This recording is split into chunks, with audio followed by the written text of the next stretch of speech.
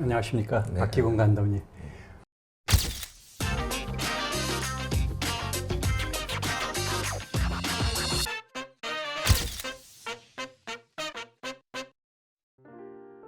오래간만에 뵙습니다. 일단 와주신 거 너무 감사하고 우리 시청자들을 위해서 잠시 우리 박기곤 감독님 말씀을 좀, 최근에는 아마 영화 명당을 감독하시고 그다음에 지금 뭐 새로운 영화에 이제 들어가신다는 걸 알고 있는데 그 약간 스릴러죠. 네. 예, 오픈 더 도어이라는 영화를 지금 준비하고 계신 걸로 알고 있고 그 외에도 물론 뭐 제가 본 것 중에 굉장히 좀 이렇게 좀 뭐랄까 가슴 뜨겁게 만들고 좀 그런 영화가 이제 퍼펙트 게임이라는 그 선동열과 또 최동원 씨하고의 그 진짜 그 매치 그 시합 그 대단한 시합이었죠. 예, 그거를 굉장히 감동적으로 봤어요. 저는 그 영화를 뜨거운 게 느껴지는 그런 영화 남성 그런. 하여튼 그 외에도 뭐 많은 영화들 하셨지만 그 오늘은 사실 모신 이유가 이제 우리 한국 영화가 최근에 와서 보면은 뭐 세계적으로 좀 뭐 이렇게 각광을 받는다 그럴까요? 봉준호 감독이 기생충을 이제 그 아카데미 상을 갖다 4개 부분에서 3개 부분인가? 예, 수상을 하고 곧 이어 그 다음 해 지금 금년도죠 아마 윤여정 씨께서 미나리라는 영화에서 여우 조연상이라는 아카데미 상을 또 탔다는 것. 하여튼 두 가지가 다 연속 이렇게 코로나 시대에 정말 힘든 그런 시절에 이런 좋은 그 소식을 듣게 돼서 한국 영화가 지금 오늘의 그 어디에까지 와 있는가 하는 것도 좀 알고 싶었고 또 우리 박기곤 감독님 개인적인 이제 영화에 대한 그 갖고 있는 철학 또 그 생각들도 좀 오늘 좀 듣고 싶었고 한국 영화가 과연 이제 앞으로 미래는 어떻게 될 건지에 대한 또 그 전망 이런 것도 좀 말씀해 주셨으면 감사하겠습니다. 일단 그 아카데미에서도 알아주는 대한민국의 이제 영화가 우리 요즘 뭐 한국 대중문화가 굉장히 그 세계적으로 알려진다는 것이 이제 우리가 인식하고 있는 우리 언론이 우리에게 알려주고 있는 그러한 소식들인데 그래서 자랑스럽기도 하고 굉장히 기분도 좋은데 한국 영화의 현주소가 어떻게 된다고 지금 보십니까? 예를 들면 봉준호 감독의 그 영화가 물론 하루아침에 그냥 갑자기 어디서 튀어나온 건 아닐 거고 한국 영화의 지금 어떻게 보면 발전사 이런 거가 이제 뭐 좀 간략하게나마 좀 알려주시면. 뭐 일단은 미래 없던 일이 이제 연달아 2년 동안 있었던 거는 뭐 저희들도 많이 놀랬던 일이고 또 한편으로는 봉준호 감독 같은 경우는 뭐 언제라도 이런 소식을 전해줄 감독이다 이런 존재였던 것 같아요. 좀 안타까운 건 이게 코로나가 아니었으면 훨씬 더 이 봉준호 감독님하고 기생충이라는 작품이 더 월드와이드해졌을 텐데 시기적으로 그런 안타까움이 좀 아쉽고 또 이삭 감독님이 만든 그 미나리는 사실 재미교포 출신의 한국인이 뭐 이런 표현은 좀 그런데 한국에서만 활동을 해오셨던 한국 배우들을 가지고 모셔서 미국 아메리칸 드림을 꿈꾸는 한국인들을 소재로 영화를 만들었단 말이죠. 그러니까 어떻게 보면 양쪽에 다 착착 붙는다?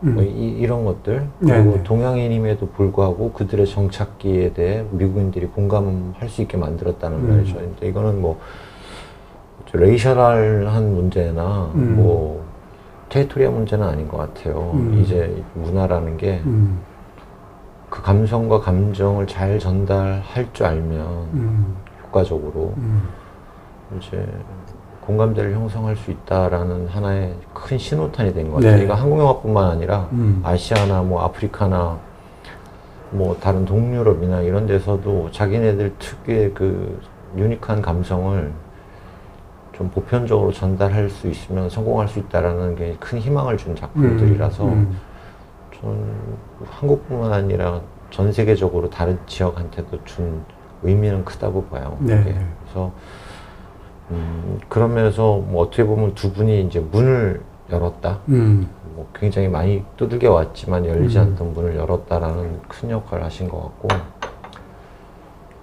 아까 잠깐 사담을 나눌 때 말씀드린 것처럼 뭐 스포츠에 뭐 박찬호, 박세리, 뭐 박지성 이런 분들이 그 분야에서 새로운 지평을 열면서 한국 스포츠계의 어떤 세계 진출을 알린 것처럼 저는 분명히 그런 역할을 할 거라고 봐요. 그리고 네.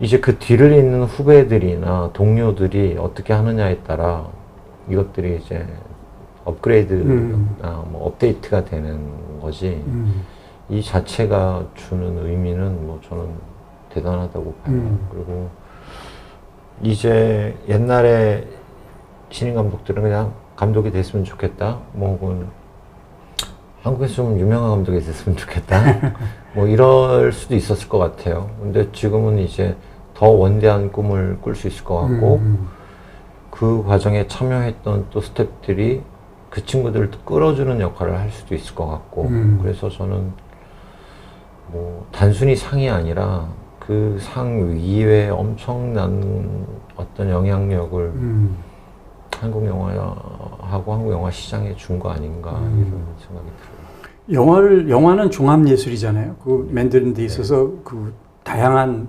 그 분야가 같이 어우러져서 잘 해야 되는데, 우리 영화 산업의 그 여러 분야들, 뭐 그 촬영이라든가 아니면 뭐 감독도 있고 배우도 있고 무슨 뭐 시나리오도 있고, 그다음에 그 실제로 이제 촬영할 때 이제 조명 무슨 뭐 CG 뭐 여러 가지 특수 효과니 이런 것도 있는데, 그런 분야들이 다 어느 정도 수준에 와 있나요? 어떻게 그게 어느 격차가 좀 많이 나는 부분도 있나요? 어떤가요? 이게 이제 영화 산업 자체가 자본이 굉장히 많은 영향을 끼치는 산업화가 됐잖아요. 네, 그러니까 네. 이제 기술력이나 뭐 어떤 완성도에도 그 자본에 어느 정도는 비례하는 게 사실인 것 같아요. 네네. 그래서 뭐 카메라 장비, 조명 장비, 뭐 특수효과 장비, 또 그 장비들을 가지고 숙련되게 사람을 만들려면 들어가는 비용, 이런 것들까지 다 어떻게 보면 뭐 n분의 n분의 1 뭐 이런 식으로 우리 눈에 보이거나 계량화할 수는 없지만 다 녹아 들어가 있으니까 아무래도 규모가 큰 헐리우드 영화에 비하면 확실히 그런 부분들이 좀 우리가 못 쫓아가는 부분이 있죠. 아직. 예. 근데 영화는 단순히 그것만은 아닌 것 같아요. 그러니까 뭐 저희끼리 농담을 좀 하는데, 한국은 4시간만 차를 몰고 가면 바다를 찍을 수 있다. 네네. 뭐 그리고 지형 자체가 되게 입체적이다. 뭐 저기 선배님께서도 잘 아시지만 뭐 LA에서 산을 가려면 뭐 보려면 뭐 그렇죠. 엄청나잖아요. 멀리가 있죠. 한국은 바로 뒷동산에 가도 산이 있고 이걸 보고 자랐단 말이죠. 그러니까 사실은 압축돼 있죠. 네, 뭐 이렇게 한국 사람들이 가지는 미적 감각에 한국의 지형도 크게 영향을 끼친다고 봐요. 뭐 입체감, 소실점, 뭐 원근감, 뭐 이런 것들이 색감, 사계절이 있고 하니까. 근데 이제 이런 거는 우리가 인지 못하는 우리의 DNA인 것 같아요. 그래서 저는 한국 감독들이나 한국 영화나 혹은 투자자들이 그런 걸 지금까지 잘 활용하고 있고, 뭐 잘 이용하고 있기 때문에 이제 뭐 정서, 그리고 본인들만이 아는 감각을 공유하거나 이런 능력이 뛰어난 거죠. 그러니까 커뮤니케이션이나 이런 것들. 그래서 저는 그런 스킬들, 그러니까 사람한테서 나오는 노하우나 스킬들이 확실히 뛰어난 것 같아요, 한국이. 그래서 그런 기술적이나 자본에서 좀 이렇게 윤택하지 않은 것들을 그런 걸로 많이 커버하고 있지 않나. 그 인적 자원, 인적 능력이 우리가 좀 그렇다고 봐야죠. 그래서 뭐 예를 들면 이런 거죠. 뭐 이건 어떤 나라 영화를 폄하하는 건 아닌데, 어떤 나라는 시나리오를 주면 그 시나리오 전체를 이해하는 스태프들이 그렇게 많지 않다 그러더라고요.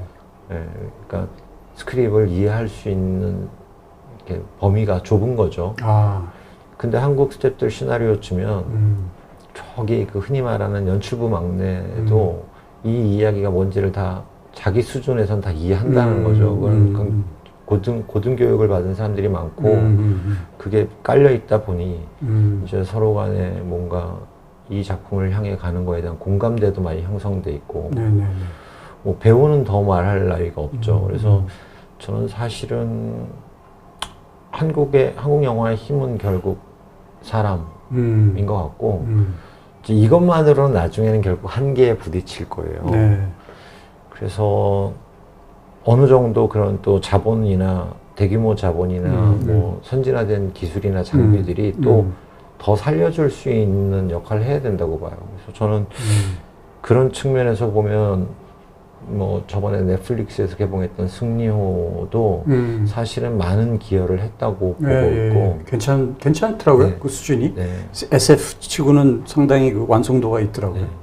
그리고 감독님들 중에서도 뭐 김용화 감독님이나 뭐 윤지훈 감독님이나 이런 좀 SF라든가 특수과 기술을 많이 활용하시는 시도를 하는 분들도 저는 분명히 이 산업에서 본인 영화의 뭐 어떤 영광이나 흥행만 생각한 게 아니라 거기서 만들어진 결과물에 참여한 많은 사람들이 자산으로 남기 때문에 한국 영화에 기여한 거다 이거죠. 미래에. 그래서 저는 뭐 분명히 앞으로도 그것들에 대한 효과가 있을 거라고 봐요.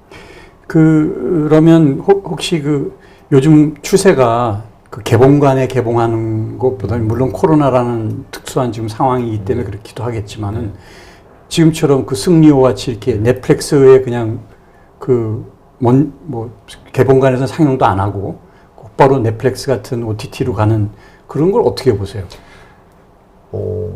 사람은 원래 이제 익숙한 것을 쉽게 버리지 못하는 네. 습관이 있잖아요. 네네. 근데 이제 이게 비교가 될지 모르겠는데 불과 20년 전에 한 17, 8년, 19년 전에 디지털 카메라라고 소니에서 F900이라고 하는 영화 촬영용 그 디지털 카메라가 처음 개발됐을 때 그걸 이제 조지 루카스가 처음 썼어요. 조지 루카스. 네. 스타워즈. 네. 네. 아이러니하게 그 카메라로 찍은 걸 편집할 수 있는 편집기도 없었는데 그걸 갖고 찍었어요. 그때 사람들 반응은 한 30년쯤 이렇게 공존하다가 뭐 기술의 추이를 봐서 서서히 넘어가지 않겠냐 뭐 이런 평들이 많았어요. 그 당시에 좀 진보적인 분 빼고는 대체로. 이게 오래 걸릴 거다. 네네. 네. 왜냐하면 200년을 가까이 필름을 써왔는데 아무래도 질감도 차이 나고 그 기술들을 그럼 어떻게 한꺼번에 흡수할 것이냐. 그러니까 이거는 조금씩 변해갈 것이라 그랬는데 5년 안에 다 바뀌었어요. 그렇죠. 네. 완전히 바뀌었죠. 네. 그거는 저는 또 뭐 여러 가지 이유 때문에 만들어진 구도라고 봐요. 뭐 첫 번째는 미국 같은 경우는 땅덩어리가 넓어서 배급 비용이 엄청나게 들어가는 거죠. 그렇죠. 필름으로 프린트를 하고 배송을 하고 관리를 하고 영사기사가 영사기 돌려야 되고 그러니까 뭐 인건비, 물류비 뭐 그다음에 여러 가지 장비를 활용한 비용이 엄청나죠. 근데 이거를 디지털로 찍어서 디지털로 하면 굉장히 비용이 축소가 됐죠. 네네. 각자의 입장에서 보면 이게 느리게 변화할 것 같은데 그 니즈가 모이니까 한꺼번에 이게 된 거죠. 촬영 스태프들도 디지털이 훨씬 좋았던 거고 그런 것처럼 OTT로 넘어가는 것도 저는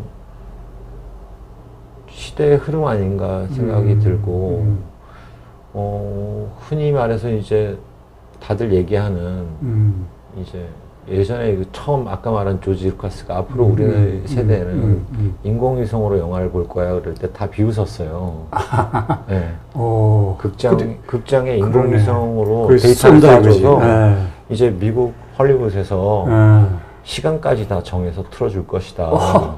근데 실제로 그렇게 되고 있는 게 OTT거든요. 극장만 아니다 뿐이지. 근데 저는 극장의 디지털 플레이어도 이제 수신기가 달려서 그렇게 될 거라고 봐요. 비용 효과, 장악력, 시장 장악력 이런 게 월등하니까. 그럼 독점이 되네요, 완전히. 그러니까 독점을 꿈꾸는 거겠지만 세상은 그렇게 독점을 또 쉽게 허용하지 않잖아요. 뭐 유니버설만 있는 것도 아니고 팍스도 있고 뭐 소니도 있고 다 각자 다 먹고 그러면 살려고. 미국이 독점하는 네, 거예요, 네. 결국에는. 근데 이제 그런 와중에 뭐 지금 중국하고 이제 요즘 중국도. 한국이 네. 이제 컨텐츠 팩토리 역할을 하고 있는데 저는 반도체하고 비슷하네. 한국이 갑자기 뭐 인구를 5억이나 10억으로 늘릴 수는 없잖아요. 없죠. 그럼 저희는 한국에 맞는 한국 시장을 만들어야 된다는 생각이 들어요. 뭐 그건 결국 컨텐츠라고 봐요. 배급이나 시스템이 아니라 이 사람들만이 가지고 있는 노하우, 말씀하신 반도체 만드는 기술인 것처럼. 근데 반도체를 사람이 줄자로 만들진 않잖아요. 그렇죠. 적절한 장비가 네, 들어가야 되는 네, 것처럼 네. 적절한 어느 정도의 장비와 자금이 서포트 되면 한국만이 가지고 있는 이런 창조적인 능력을 가지고 세계 시장을 승부를 해야지. 우리도 소니처럼 배급사를 만들까? 우리도 유니버설 같은 뭐 팩토리를 만들까? 이걸 어설프게 따라가면 저는 안 될 거라는 생각이 네, 네, 네. 저는 한국 그 영화의 이제 완성도가 웬만한 영화들 이렇게 봐도 괜찮아요. 그러니까 그럭저럭 봐줄 수가 있어. 네. 예를 들면 이건 말도 안 돼. 이거는 없어. 그 정도까지는 온 것 같아요. 그러니까 굉장히 훌륭한 영화들도 있고, 물론 당연히. 그중에 이제 웬만한 영화, 소위 말하는 뭐 그냥 킬링 타임 하는 영화들조차도 어느 정도의 그 퀄리티가 있더라고요. 어느 정도의. 근데 이제 그게 우리의 소위 말하는 그 영화의 그 수준이 그만큼 올라온 건가요? 이게 전반적인 의미에서? 일단은 네. 한국 사람들이 까탈스러워요. 관객이. 네, 네. 모든 분야에. 아, 뭐 저희 감독들끼리 가끔 모여서 얘기할 때 전 세계에서 전자제품 애프터 서비스 제일 잘 돼 있는 나라가 한국이다. 미국은 픽업 트럭이 잘 팔리는 이유가 뭐 고장나면 지네가 직접 싣고 고치고. 가서 갖고 가서 고쳐야 되고 하니까 픽업 트럭이 잘 팔릴 수밖에 없는데 한국은 픽업 트럭이 필요가 없다. 그 정도로 그런 모든 게 잘. 공급망 시스템, 뭐 서비스망이 잘 돼 있다. 그러니까 저는 사실은 여기까지 발전한 데는 한국 관객의 힘이 제일 크다고 봐요.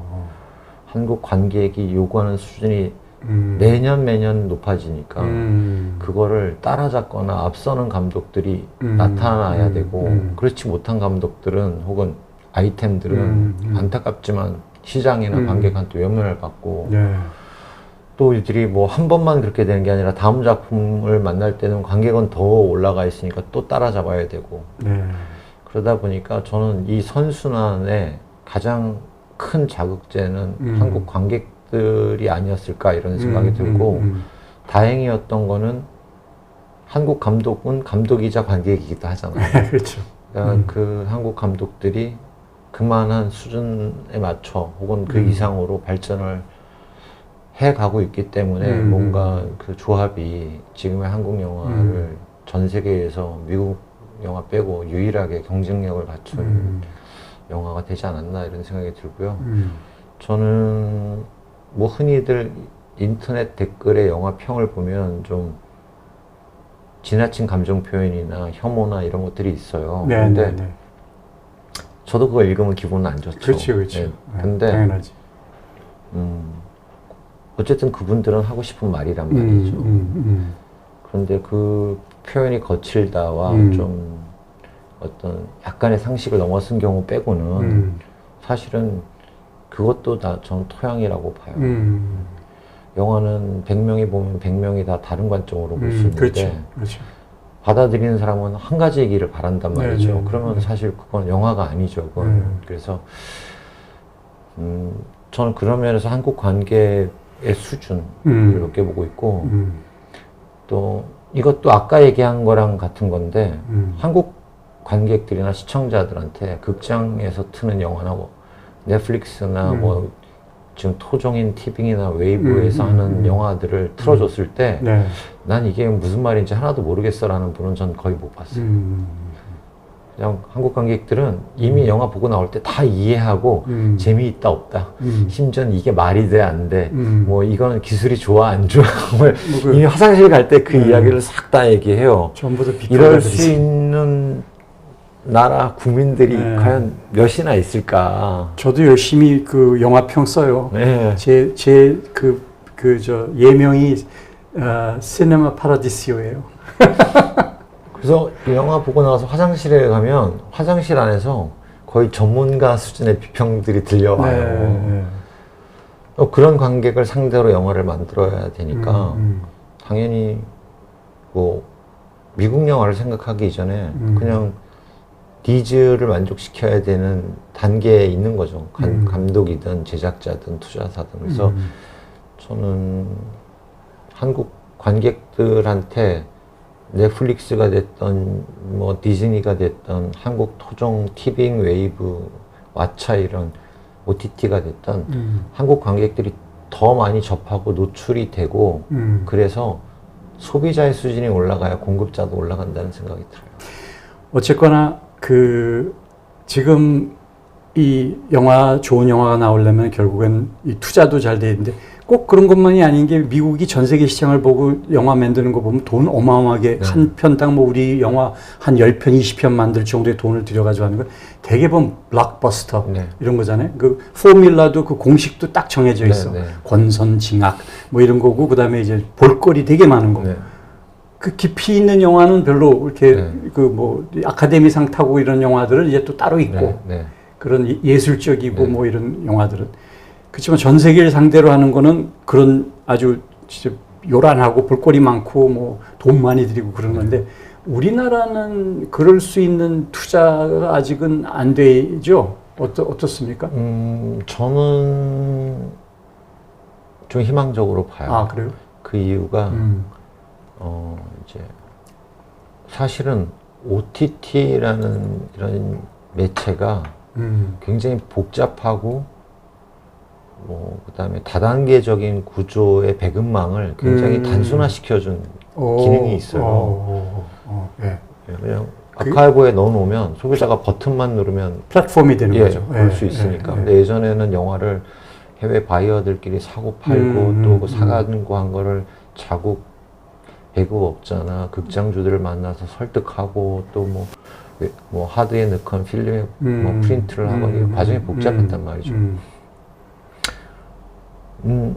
이제 이 이야기는 경쟁력이 있는 자나 회사나 나라들이 접근하기 용이해진 거죠. 미국 영화가 우리한테 접근이 쉬워진 것처럼 우리도 다른 나라에 접근이 이제 쉬워진 거죠. 그래서 아까 잠깐 말씀하셨던 아이돌들도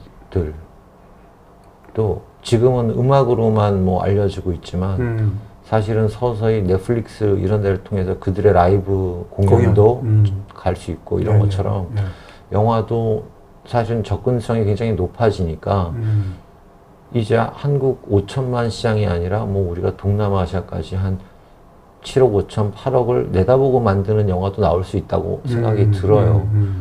그래서 그 선구자 역할을 할 사람이 어느 순간 확신이 들고 거기에는 뭐 투자자, 감독, 제작자, 뭐 시나리오 이런 것들이 다 적절하게 이제 어울려야 되겠지만 저는 그런 차원에서 보면 시장이 확대되고 있고 뭐 어느 정도 극장 배급과 뭐 OTT 배급이 좀 서로 공존하면서 이게 상생할 수 있는 여건이 만들어지지 않나 이렇게 생각이 들어요. 그래서 저는 뭐 좋은 계기라고 봅니다. 유명한 감독들이 이제 좀 세계적으로 알려지고 그런 사람들은 결국은 투자받기가 용이하잖아요. 전 세계적으로 투자받기가 알려진 사람들은 작품들 알려주고. 그러나 이제 일반적으로는 또 그렇지 못하잖아요. 한국에서만 아직 활동하고 이제 막 시작하고 그런 사람들은 그렇게까지는 뭐 외국 투자를 받기는 쉽진 않잖아요. 그럼 거꾸로 얘기해 보면 봉준호 감독이 입봉할 때 전 세계 어디에서도 투자겠다는 사람은 없었어요. 없죠. 당연하죠. 그러니까 결국은 그 감독이나 그 제작사가 역량을 보여주면 보여줄수록 인정받는 건 어느 분야나 마찬가지인 것처럼 그렇잖아요.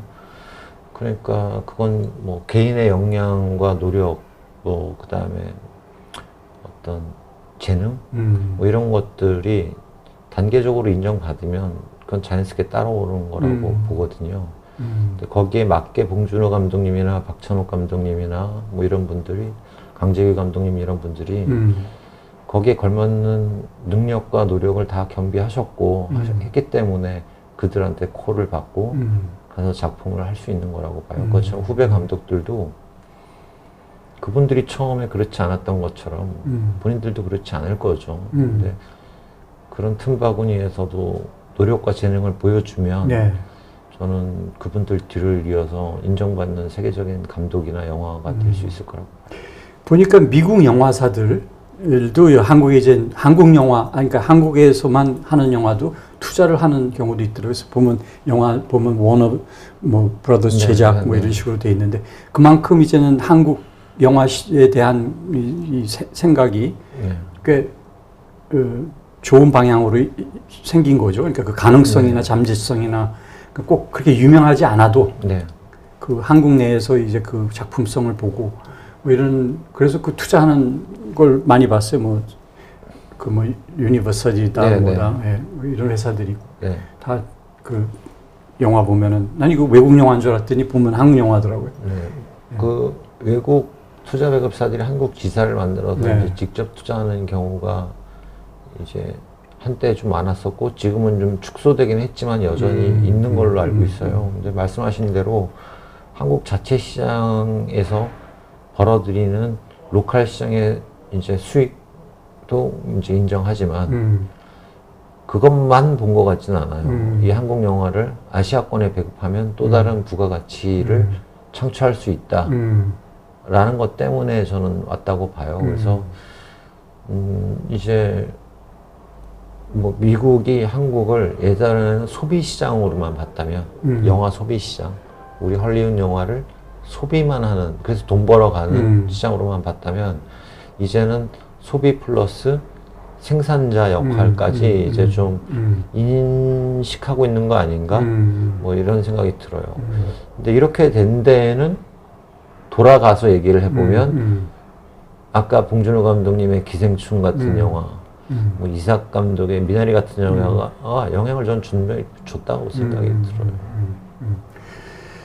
우리나라의 그 소위 말하는 배급사의 그 토종 배급사는 주로 이제 롯데 아니면 CJ 이렇게 뭐 영화관까지 갖고 있고 상영관 갖고 있고 그런 데는 이제 그 두 군데 뭐 메가박스까지 세 군데죠.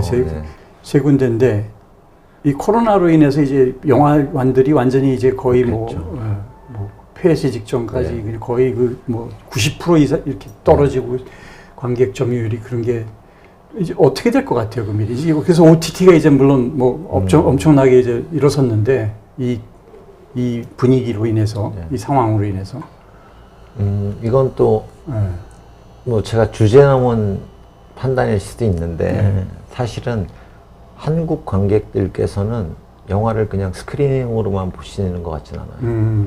약간의 그 문화, 예술 활동 그러다 보니까 가서 봐야 그림을 된다. 보는 것 같은 이런 약간 느낌이 있어요. 그래서 이걸 보면 관객들의 반응을 좀 보면 차이가 있어요. 그러니까 미국 영화관의 대부분은 관객들의 관람 형태가 딱 소비자예요. 그래서 뭐 막 웃긴 장면이 나오면 뭐 팝콘도 던지고 막 노래도 따라 부르고 각각의 굉장히 인디비주얼한 개성이 있어요. 또 지역마다 다르긴 하지만 한국 관광객들은 극장에서 보시면 이렇게 관람하시는 모습을 보면 약간 미술품을 보시거나 약간 뭔가 이제 정말 감상하는 느낌이 들어요. 그러니까 영화를 그냥 단순히 소비하는 게 아니라 약간 저장하는 듯한 느낌이 있어요. 소비는 하시지만 그냥 소비하고 일회용품 상품처럼 버리는 시장하고는 좀 다른 특성을 갖고 있어요. 그러다 보니까 만드는 사람도 굉장히 진중하고 신중하고 완성도 있게 만들어야 되는 거죠. 그래서 이제 그런 측면에서 한국 시장만 놓고 보면 그렇게 순식간에 극장이 위축될까? 뭐 이런 생각은 들어요. 그리고 관객들께서 선택의 폭이 넓어진 거지. 아, 나는 이 영화는 극장 가서 볼래. 난 이 영화는 TV로 볼래. OTT로. 본인이 선택하는 건데 그러다 보니까 어쨌든 극장 입장에서는 선택을 안 당할 수 있으니까 조금 줄어들긴 할 것 같아요, 시장이. 그렇죠. 예. 근데 또 거꾸로 그만한 고부가가치를 제공하니까 극장 비용이 좀 올라가지 않을까 또 이런 생각은 들어요. 그래서 이제 관람객 수는 줄지만 이제 좀 관람 비용은 좀 부담을 더 하게 되는 그런 형태로 가지 않을까 뭐 이런 생각은 들어요. 분명한 건 코로나 이전과 이후는 영화 편수도 개봉되는 것도 줄어들었고 네. 그 재상영 네. 옛날 것들 다시 상영 네. 이런 것들 많아졌고 새로운 영화보다는 그러면 이 영화 만들기에 요즘 그렇게 힘들어졌나요? 영화 거의 이 지금 상황 때문에 영화가 많이 안 만들어지나요? 어떻습니까? 현실적으로 지금은 뭐 한 10분의 1 정도라고 흔히들 얘기를 하죠. 굉장히 그 업계에 몸담고 있는 사람들 입장에서는 힘든 네, 거네요. 네. 상황이. 영화만 놓고 보면 네. 그렇습니다. 근데 이제 다행인 건 OTT라는 매체가 활성화되면서 이제 OTT로 넘어갈 수 있는 인력이나 이런 어떤 부분들은 다행히 상쇄가 좀 되고 있어요. 근데 영화 매체에서 OTT 매체로 넘어가지 못하는 업종이나 종사자들이 있잖아요. 네. 이제 그분들한테는 굉장히 큰 타격이죠, 사실은. 그러니까 영화 감독들이 영화만 고집하면 그렇게 되는 거죠. 그래서 요즘에는 영화 감독들이 OTT 시리즈나 OTT용 영화를 연출하시는 분들도 점점 늘어나고 있고 저는 좋은 현상이라고 생각해요. 네. 그거는. 그러면 이 OTT 시리즈와 지금 넷플릭스 네. 오리지널 뭐 이렇게 해서 나오는 것들이 있고 그다음에 이제 우리가 이제 TV에서 보는 드라마와 네. 차이가 있습니까? 뭐 재미를 추구하는 측면에서는 차이가 없을 수도 있죠. 근데 그 재미라는 게 그냥 대사만으로만 전달되는 건 아니잖아요. 뭐 시각적인 재미, 그 다음에 뭐 감성, 그리고 기술력, 뭐 이런 것들, 비주얼 이런 것들도 다 포함되는데 아무래도 영화는 오랜 기간 준비를 하고 오랜 동안 촬영하고 오랜 동안 후반 작업을 해요. 일반적인 TV 시리즈보다. 근데 시간은 되게 압축돼가지고 2시간 그렇죠. 안에 모든 네. 걸 갖다 보여줘야죠. 그래서 완성도가 아무래도 이제 여타 TV 시리즈보다는 높았으니까 그 노하우를 가지고 만드는 OTT 영화나 시리즈는 아무래도 좀 한 단계 올라갈 확률이 높다는 거죠. 다 그렇지는 않겠지만. 그러다 보니 이제 예전보다는 수준이 좀 만듦새의 수준이 올라가고 있는 것 같고 또 단순히 영화 쪽의 장점만 OTT 쪽에 주는 게 아니라 OTT나 TV 시리즈 쪽의 장점도 영화 쪽에 오는 것 같아요. 예를 들면 예산 문제, 뭐 관리라든가 이런 것들 그리고 방송 시스템에서의 또 장점이 있어요. 그런 장점을 감독이 가서 경험해보고 와서 영화 쪽에다가 또 접목시킨다든가 그래서 저는 이런 교류 자체는 굉장히 좋은 것 같고 선순환으로 갈 수 있다고 저는 생각하거든요. 지금 한국 TV 이제 뭐 드라마와 이제 영화와의 이제 차이를 이렇게 놓고 볼 때 보면은 좀 영화 쪽은 어떤지 모르겠는데 드라마의 문제점을 지적하신 분 중에 드라마 제작하신 분 중에 그런 얘기를 했어요. 그러니까 이 스타 작가와 그다음에 이제 그 스타 그 배우의 몸값이 너무 높아져 가지고 이게 도대체 감당이 안 된다는 거예요. 뭐 그럴 수 있죠. 네. 영화도 그렇습니까?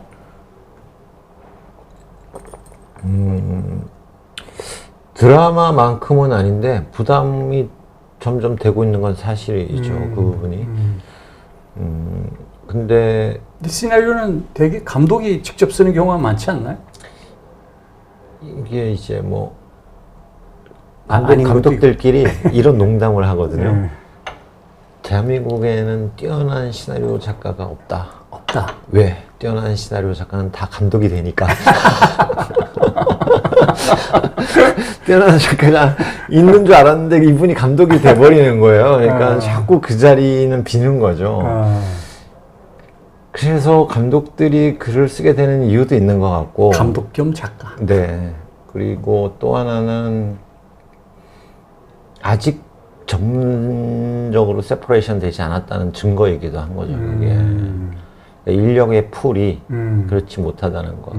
이거는 좀 한국 영화계가 뭐 누구 한 명의 잘못이라기보다 좀 한번 자각을 할 필요가 있어요. 뛰어난 작가들이 자꾸 방송 쪽으로 간다든가 감독이 되려고만 한다든가 그러니까 예를 들면 한 편한 작가와 10편한 작가의 개런티가 달라야 되고 또 그들이 10편한 것만큼 뭔가 쌓아놓은 어떤 경제적 혹은 뭐 그 존재감이나 이런 것들이 다른 예우를 받아야 되는데 10년 전이나 지금이나 나는 똑같아. 작가들이 이런 분들이 많아요. 영화에서는. 네. 영화. 이제 그건 구조 때문에 그런 거죠. 왜냐하면 이 영화가 성공할지 투자를 받을지 모르는 상황에서 제작사가 먼저 돈을 지불해야 되는 리스크가 있는데 그걸 최소화하려다 보니까 이렇게 되는 건데 저는 제도적으로 좀 보완이 돼야 되고 될 수 있다고 봐요. 좀 서로 머리를 맞대면. 그래서 뭐 계약서를 지금은 이렇지만 투자가 확정되면 뭐 그 레인지를 자동으로 넓혀준다라든가 이런 식으로 작가들한테도 이런 부분들이 어느 정도 계속 공감대가 형성돼야 되는데 이제 작가 자체가 개인적인 작업을 하시다 보는 직종이다 보니까 뭔가 그분들의 의견을 공식적으로 어떻게 전달할 채널이 좀 부족하기도 한 거죠. 근데 방송국은 어쨌든 이 테두리가 있는 집단이잖아요. 그 안에 또 작가들도 테두리가 있다고 봐요, 저는.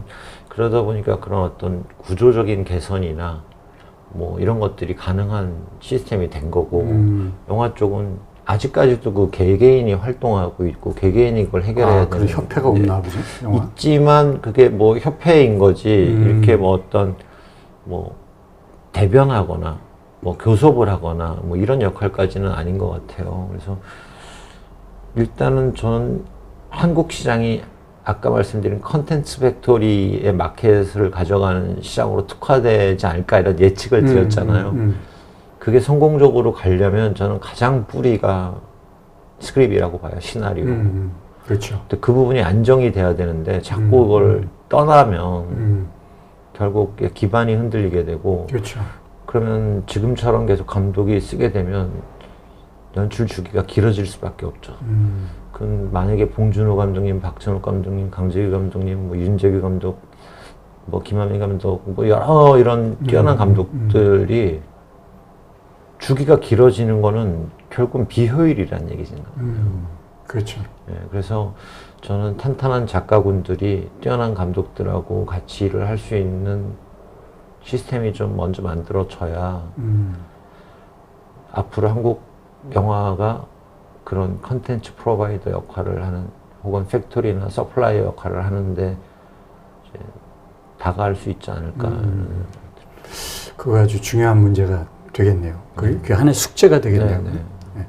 근데 그렇게 그런 의미에서 예를 들면 그러면 이 문화적으로 그러니까 정부나 어떤 이 지원하는 거는 뭐 좀 있나요, 제대로? 뭐 있기는 하죠. 네. 저기 영화진흥위원회를 통해 가지고 공모전도 하고 또 메이저 투자사들을 통해서 영화진흥위원회에서 지원금을 줘서 그들을 통해서 간접적으로 또 독립예술영화나 상업영화 일부도 투자도 하고 이제 이렇게 시스템은 있어요. 콘텐츠 진흥원 뭐 이런 것도 있고. 네네네.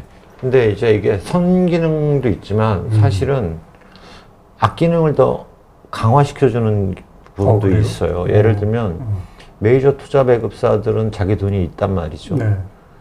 그런데 영진이에서 그 돈 플러스 알파를 더 쏴주니까 영향력은 더 커지는 거죠. 그러니까 사실은 이거 의도는 다양한 영화를 만들고 다양한 감독과 작가들이 많은 작품을 할 수 있게끔 혜택을 주는 게 이 원래 취지인데 자본이 결국 5군데, 6군데로 집중돼 버리는 거죠. 근데 또 그건 이해도 가요. 왜냐하면 이거를 시스템에서 돈을 써야지 개개인을 불러서 돈을 지원해 줄 수는 없으니까.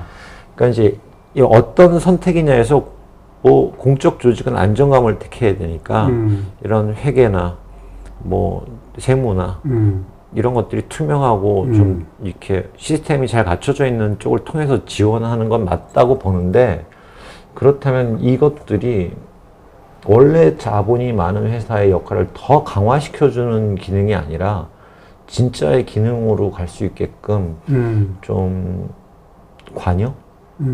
뭐 이거는 뭐 규제가 아니라 좀 어떤 협의체 같은 걸 만든다든가 민관이. 그래서 채널은 그쪽 채널을 이용하지만 자금의 채널은 그 유통되는 혹은 소비되는 혹은 지원하는 그런 방향은 좀 모두가 다 공감할 수 있는 어떤 뭐 창구가 있어야 되지 않은가. 뭐 이렇게 창구라기보다는 좀 이걸 확인할 수 있는. 그러니까 너무 안전빵 위주로 간다는 건가요? 너무 이렇게 그게 몰린다는 거는 이거는 틀림없이 확실하게 될 거니까 여기다 다 몰아주고. 대안이 없는 거죠. 대안이 없는 거. 그러니까 이들 이렇게 하는 거 말고는 알터너티브가 없다 이렇게 생각하는 거고, 그분들만 그렇게 생각하는 게 아니라 저도 지금 저한테 대안을 물어보면 그거밖에 없는 것 같아요. 그래서 그 대안을 개선할 필요가 있다는 거죠. 저는 그러려면 머리를 맞대고 좀 고민을 공론화를 해야 되겠네요. 그러니까 이분들이 다른 방법이 있는데 유독 이 방법을 선택했다 이게 아니에요. 유일해요 지금 이게. 그러려면 이제 얘기를 좀 해야 되겠네요. 네. 그래서 저는 지금도 그래서 조금씩 개선되고 있는 것 같아요. 있는데 한국 영화의 발전이나 전 세계적인 영화 시장의 흐름에 비해 이 제도적으로 개선되거나 변화되는 게 좀 느리고 있다라는 거는 뭐 확실한 것 같고. 그럼 그 주체, 그 소위 말하는 그 느린 거를 좀 빨리 하거나 아니면 방향을 잡아주는 건 그 역할은 어디서 해야 됩니까? 저는 결국 문화부. 그다음에 뭐 결정을 문화부에서 한다기보다 공청을 문화부에서 하고 그 공청에 참석할 수 있는 그 영화계의 다양한 직군들이 각자의 입장을 개인의 입장이 아니라 좀 포괄적으로 한국 영화가 30년, 50년을 더 나아질 수 있는 방향으로 의견을 좀 모으고 좀 실용적인 자리가 돼야 될 거라고 봐요. 예를 들면 뭐 유명세를 가진 사람들이 모여서 그냥 이론적인 얘기를 할 게 아니라 필드에서 뭐 돈 1억으로 영화를 만들 수밖에 없는 독립예술영화 감독은 1억을 못 받는데 30억 만드는 뭐 100억짜리 영화의 그 투자사들은 30억을 쉽게 받아올 수 있고 이런 문제인 거거든요 지금. 근데 대안이 없는 거예요. 지금 이게 유일한 창구니까 그걸 비판할 수도 없어요 사실은 지금. 그래서 그 방법을 좀 더 찾아보는 게 좋지 않을까. 제가 영진이 관계자분들 만나면 정말 열심히 일하시고 정말 고민을 많이 하는데 그분들도 결국 법에 막히는 거죠. 이게 법률이 이렇게 돼 있다. 뭐 혹은 우리는 이걸 증빙해야 된다.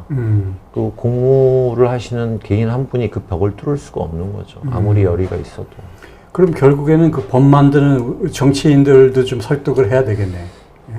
제가 제일 안타까운 것은 과연 그 300명이나 되는 뭐 국사에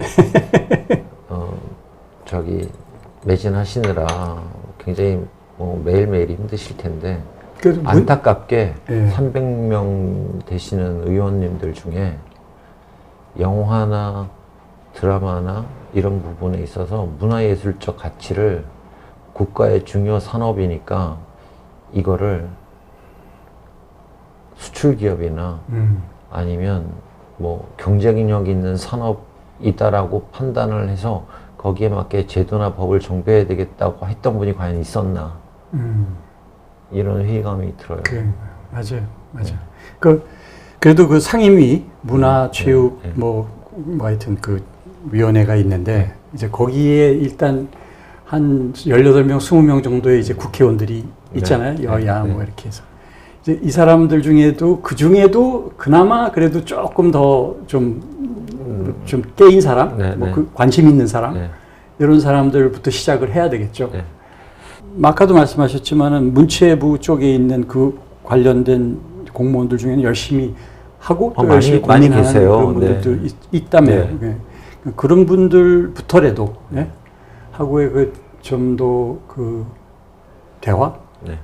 시작을 시작이 아니라 더 많은 대화, 더 많은 의견 교환을 통해서 실질적으로 뭔가 이렇게 개선을 위한 방향을 잡는 그 대화를 많이 나눠야 될 것 같고. 이미 한국 영화는 해도 되고 안 해도 되고 뭐 하면 좋고 안 하면 좋고의 차원을 넘어선 경제의 볼륨이 탄생이 됐어요.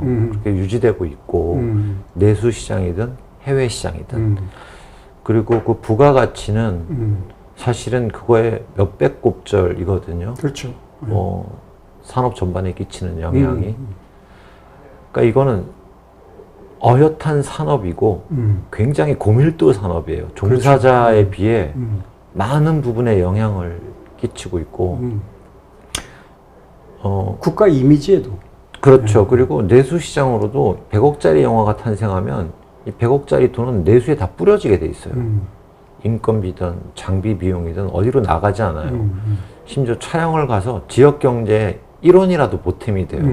그러니까 결국 자본의 흐름에 있는 거죠, 이게. 그리고 여기서 그냥 끝나는 게 아니라 이것들이 다른 부가가치를 원래 목적 플러스 부가가치를 창출하고 있단 말이죠. 저는 산업으로 확실하게 인식하는 순간 제도나 지원이나 어떤 협의가 달라질 거라고 봐요. 근데 이 인식 자체를 저는 과연 하고 계신가. 그냥 이거는 그냥 미술관 가는 것처럼 그냥 뭐 돈 얼마 내고 가고 싶으면 가고 말고 싶으면 말고 되게 지극히 개인적인 소비로만 인식하고 계시다는 게 저는 좀 바뀌어야 되지 않을까 생각이 들어요. 그러니까 맞아요. 아주 합당한 지적이에요. 예. 근데 그러기 위해서는 말씀하신 대로 정치를 하는 사람들이나 이런 분들이 그 의미와 또 거기에 대한 애정과 관심과 이런 게 있어야 되거든요. 영화를 열심히 보고 네. 알고 관심 갖고 네. 그런 기본적인 게 있어야 되는데 뭐 자기는 그런 거 안 하고 뭐 그런 사람들이 많겠죠. 보지도 않고 영화. 네. 바쁘다. 뭐 더 중요한 일들을 한다. 네. 뭐 이렇게 생각하는 뭐 착각을 할 수도 있겠죠. 근데 저는 이제 변한다고 생각해요. 왜냐하면 젊은 세대들이 갖고 있는 생각이 점점 변하기 때문에 네. 또 그런 사람들이 이제 주체가 되고 있기 때문에 정치도 네. 그렇게 된다면은 아무래도 이제 달라지죠. 달라지기를 간절히 희망해 봅니다. 그렇게 되리라고 봅니다. 네. 네. 좀 더 빨리 그랬으면 좋겠는데 네. 불행히도 그렇게까지는 아니지만 좋은 방향으로 흐르고 있다는 얘기만은 저는 그렇게 보고 있습니다. 어쨌거나 너무 감사하고